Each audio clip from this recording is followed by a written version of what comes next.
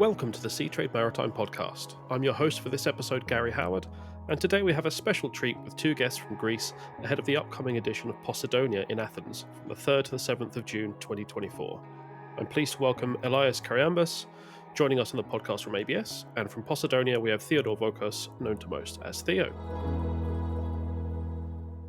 Let's get some proper introductions from the men themselves and then jump straight into a high-level look at the shipping market in Greece and what we can expect from the landmark shipping show in Athens in early June. Elias, welcome to the podcast. Please could you just quickly introduce yourself for our listeners?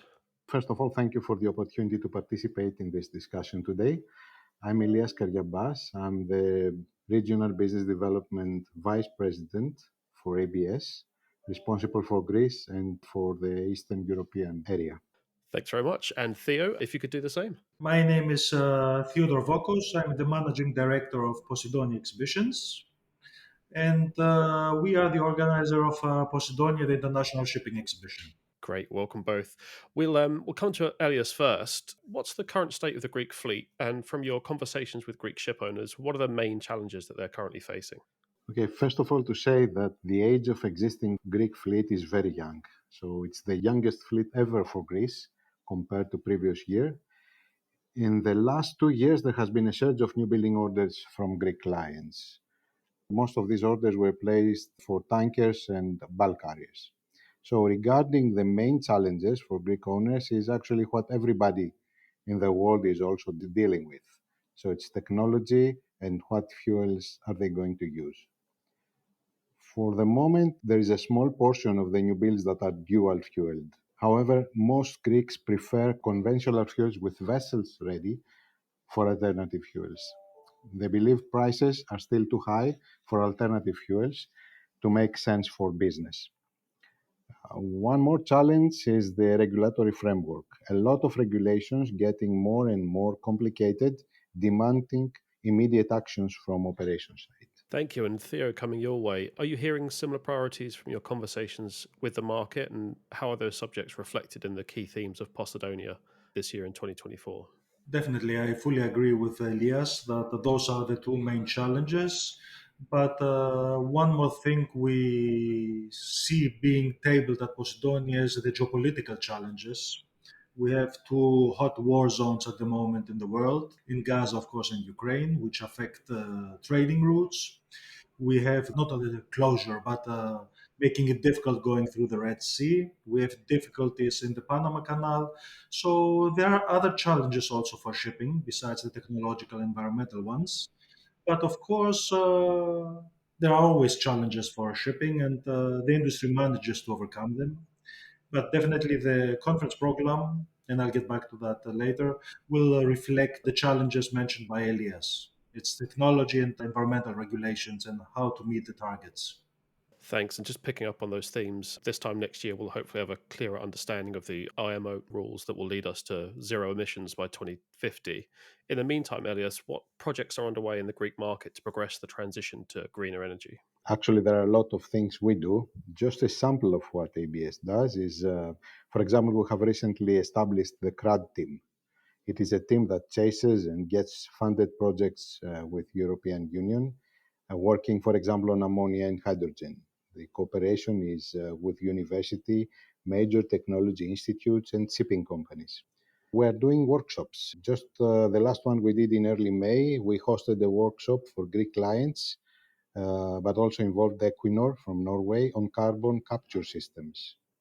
This was a part of a joint project looking at various ship types and sizes and which carbon capture technologies make sense for each case. We have a lot of joint projects. We are working on very large ammonia carriers, much larger actually than are currently being built. One more joint project is on liquefied CO2 carriers with Ecolog and Hanwha Yard and Babcock. There is an AIP that will be announced during Posidonia. Theo, you must have seen the importance of green shipping rising with each edition of Posidonia through the years. Can you tell us about that evolution through time and what role you think Posidonia has played in promoting green shipping technologies? Posidonia is basically the catalyst which allows all those stakeholders and the people involved in debating the future of shipping to get together. Everyone is making his own research, everyone is creating new products, but you still need to get together, discuss the viability of those products and how feasible they are. And Posidonia is the proper platform for that. The entire shipping world comes together and creates this platform where new ideas are being exchanged, tested, and new products are being evaluated. And furthermore, we open up the discussion also for further down the future because, as Elias rightly mentioned, we're talking about new fuels, but we are even tabling nuclear technology as nuclear fuels as the next step towards reaching the environmental goals. So we are creating discussions. So we are creating the platform which allows for discussions which are a bit premature but need to be had, and something positive will come out of them sooner or later. Furthermore, we're giving also the industry direct access to the decision makers at the political level, be it the European Commission, be it the IMO, as they also join Posidonia, engage in discussion with the local stakeholders and international stakeholders, and get feedback from the industry. Because setting the goals is one thing, achieving the goals is another thing, and it can't be made by policymakers alone. Data and digital technologies have been a sort of key enabler of shipping's sustainability progress so far. Elias, how central will data and digital technologies be in reaching decarbonisation goals, and what advances are we seeing in that space for maritime operations? So today we have more and more regulations. We also live in an era of new technologies. We need a way to deal with the regulations by applying new technologies. We have sensors on board that can provide large amounts of data and digital tools there to make life easier for ship owners, operators, but also classification societies. These tools also help to reduce errors that often people make. Digital tools help with the continuous reporting that's required both internally to the management of a company that needs to take decisions fast, and externally to regulatory bodies like EU, IMO, etc. Another application of these tools is optimization of shipping routes, for example, taking into account weather, speed, sea currents, just-in-time arrival, etc., in order to reduce finally fuel consumption and become more environmentally friendly. And Theo, just taking that thread of digital progress, what innovations and new features are in store for attendees at Posidonia this year? All the technologies Elias just mentioned will be showcased at Posidonia. Allow me to say that we are in a transitional phase for shipping, which is rapidly catching up to what land based industry has been doing for years now. And this is basically harnessing the power of data and putting it to good use. Elias mentioned sensors, communication with the headquarters back on shore, optimizing routes. All the equipment and the technology which is enabling shipping companies to use this technology will be showcased at Posidonia. And furthermore, we will also see the first applications of artificial intelligence at Posidonia. At the beginning, it's various forms of automation, which will reduce accidents and optimize performance. But I think that further down the road, you will see it applied even more.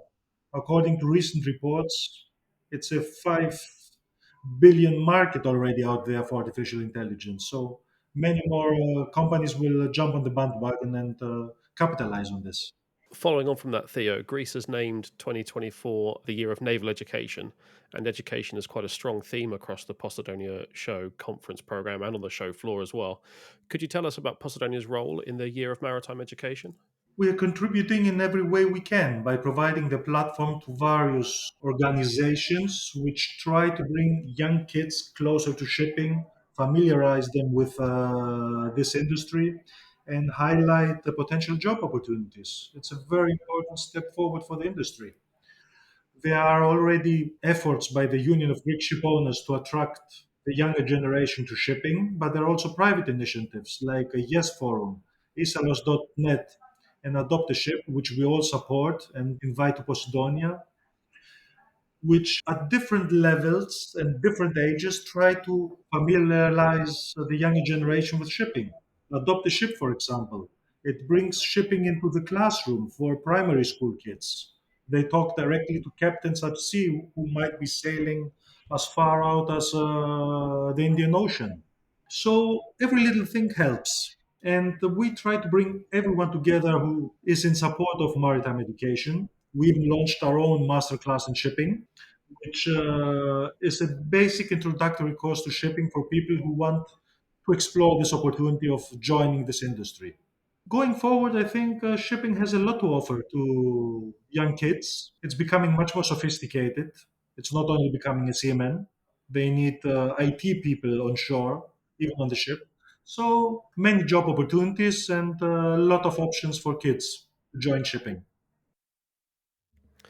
Elias will pick up that theme, but just a little bit older than young kids. I understand ABS recently hosted some local students at its Athens office.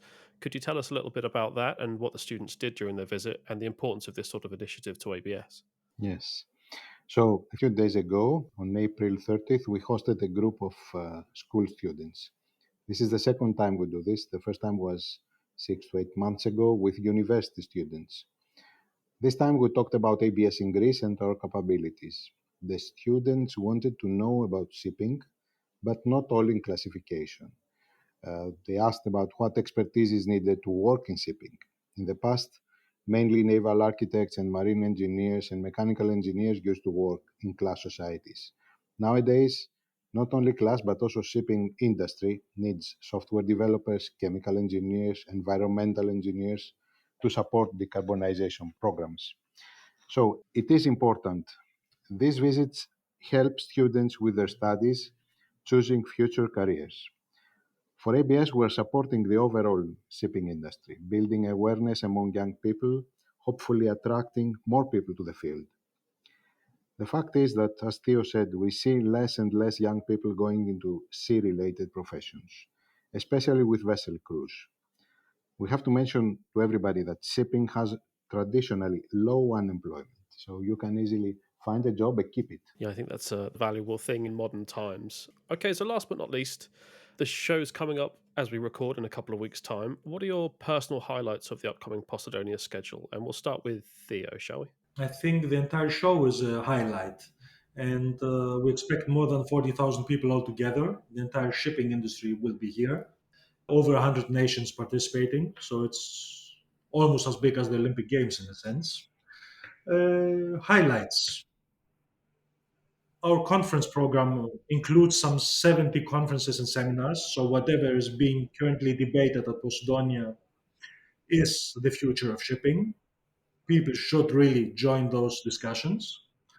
Our sporting events have picked up immensely and are totally sold out. Our running event has exceeded 2,500 participations. So, the entire shipping industry will be playing soccer, playing basketball, running during Posidonia and creating networking opportunities. But the most important thing is after the pandemic, Posidonia will manage to bring the industry really together, will create this sense of community once more, which we lost a bit during the pandemic era, and hopefully lead to solutions for the future. Because a healthy shipping industry is healthy for the entire planet. Well said. And Elias, what are your highlights of the program? So first of all, to say that Posidonia is, I think, very, very important event, not only for Greece but worldwide. We have a lot of events during this week, but the most important one is the Safety Center event. We have an announcement to make on the June 5th at 3 o'clock in the afternoon at the National Gallery of Athens. So we intend to create and announce the creation of the Hellenic Ship Safety Center in Athens. So our chairman and CEO Christopher Wernicke will attend. The Minister of Maritime Affairs and the Union of Greek Shipowners will also attend. With this center, we aim to bring specialized immersive training to the Greek shipping community. Training to prepare crew for excellence in safety, alternative fuels, and emerging technology.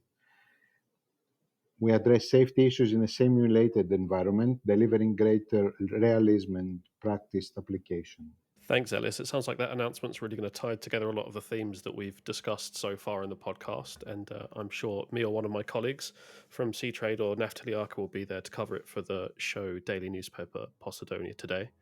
Gentlemen, thanks very much for your time and for joining us on the Seatrade Maritime podcast. And I look forward to seeing you both in Athens in June and hopefully a lot of our listeners as well. Thanks for your time. Thank you very much. Thank you, Theo. Thank you very much. Pleasure to join you.